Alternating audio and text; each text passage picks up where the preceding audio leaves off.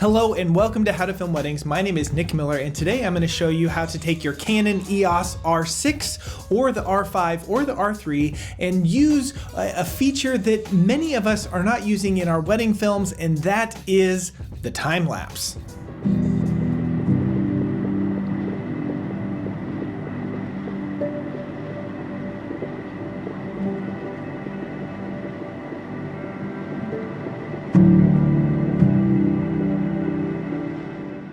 That is right, the time lapse. I think that is one thing that many of us wedding filmmakers are not taking advantage of and not using when it comes to our wedding films. It is a great way to show time passing or just show off beautiful scenery or going from one day or to the next. The time lapse is one tool that I think that you should consider taking advantage of. So the nice thing about the EOS R6, R5, R3 is that it has an intervalometer,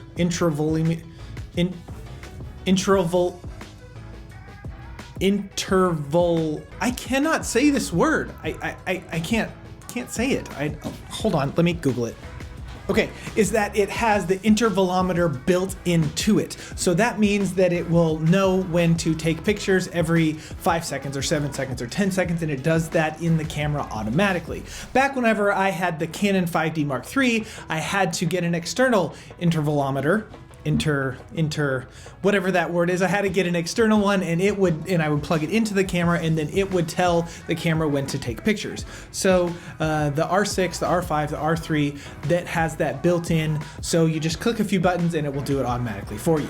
So before I dive into the camera and talk to you about specific settings and how to set up a time lapse, I want to make it known a few things that you should be considering before starting your time lapse. The first one is this: make sure that it is worthy of a time lapse. I remember when I got started doing these and I was incorporating them in all of my films, I would do a time lapse on things that didn't matter that they were time lapsed.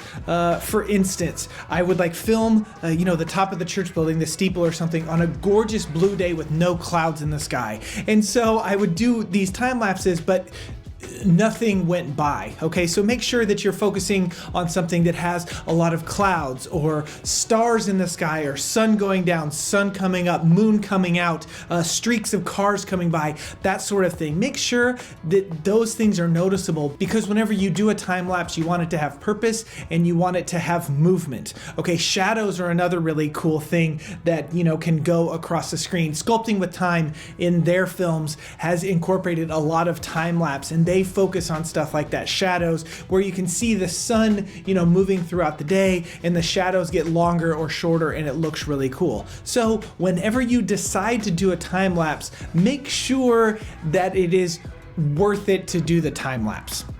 Whenever I shoot time lapses, one thing I am not doing is full on manual mode. Okay, I'm actually switching my camera from manual to either aperture priority or shutter priority. And the reason that I am picking either aperture or shutter priority is because as time passes, the sun is going to go in and out behind clouds. Things are going to happen and your lighting is going to change. So if I have everything set manually and it's constantly the same, then that is going to mean that my image in my picture is going to get darker or brighter, potentially blown out or not. So whenever I have it set to aperture priority or shutter priority, I know that the light that is coming into the camera is going to be as consistent as possible despite the changing light circumstances. So I always set mine on either aperture priority or shutter priority. That just kind of depends on the circumstances, and it's a call that I make when I get there. I don't prefer one or the other. It's just what I like to do. So pick either aperture priority or shutter priority whenever you decide to do a time lapse. The one manual thing that I do leave on is Kelvin. I want the color temperature between my images to stay consistent for as long as the time lapse is running. If you leave your camera on auto white balance, that is going to mean that the color temperature is going to shift between the photos that you take. It is much easier to correct everything when the Kelvin is set at the beginning and stays consistent throughout the entire image.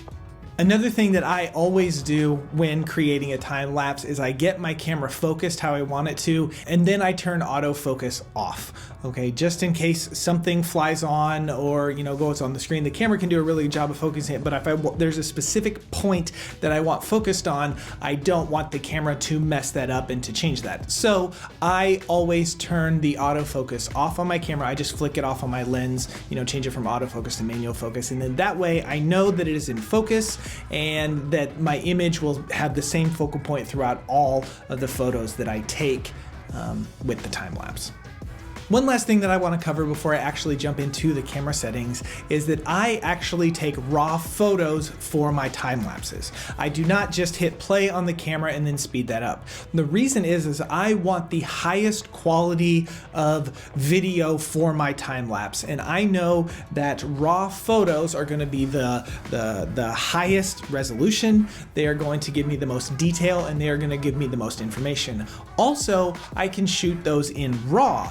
So I can mess with the color and push the color and make it look exactly how I want it to look. Whereas if I just, hit play on my camera and then speed up that video, that can work, but it's not going to give me the same clarity. It's not going to give me the same resolution. It's not going to give me the same look. So whenever I do time lapses, I always do raw photos, and then I take those photos through Lightroom and Premiere, and I make them into a time-lapse video.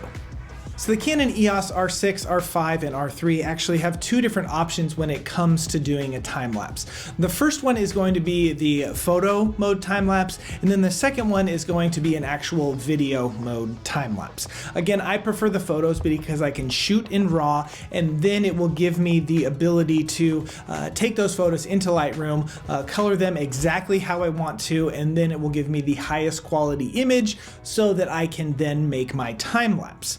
The second option is going to be a video time lapse, and what it does is it takes video stills basically of whatever you're time lapsing, and then at the end it smushes them together and makes a time lapse video clip.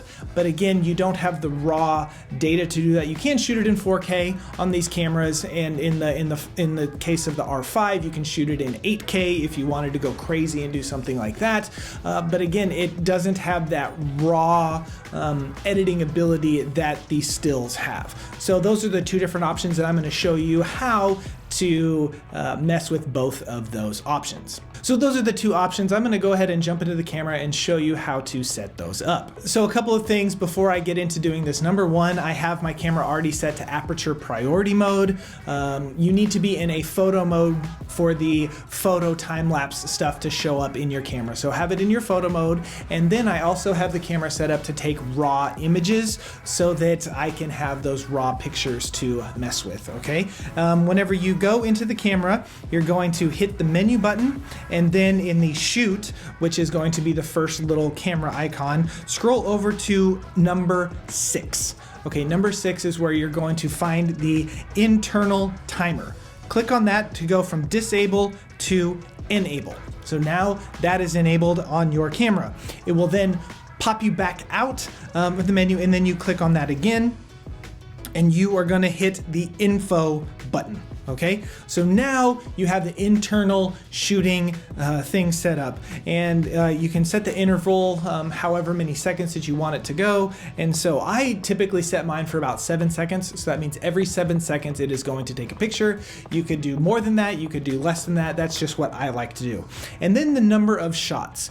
If you want a specific number, it can go up to 99. Or you can do unlimited. I always do it as unlimited, so that way my camera can shoot for as long as I want it to. And if you want it to go unlimited, you actually set the number of shots for it to take to 0. So just set that to 0, and then it will shoot unlimited. You go okay, then you just go out of the menu, get your camera set up, all the settings that you want it to, and then click the photo taking button, and it will automatically start taking those photos. Now, if you would like to set your camera up to do the video time lapse, which is not what I prefer to do. I like to do the photo one. Flip your camera over into video mode so that it will show up. Click the menu button, and then in the first with the little red camera, in the shoot section, scroll over to number 5, where you will see the time lapse movie.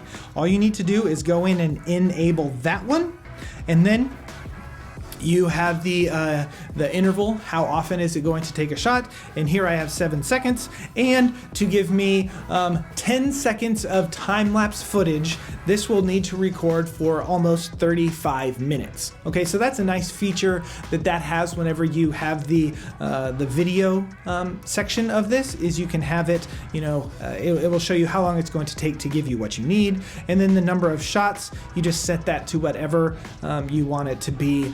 For the video one, you cannot set it to unlimited, or I haven't figured out how to do that. So for 300 shots to give me 10 seconds of time-lapse footage, it's going to take about 35 minutes for it to record at 7 seconds a piece. And then you can also set the recording file size from full HD to 4K on the R6, and then again on the R5 you'll have that 8K option. Okay, so then after that, after you get it all set up, you just go back out of your menu, get your camera all set up, hit that record button, and then it will do its thing. And after the 35 minutes are over, you will then have your 10-second time-lapse clip. So those are the couple of options that you can use to set up a time-lapse with your Canon EOS R6, the R5, or the R3.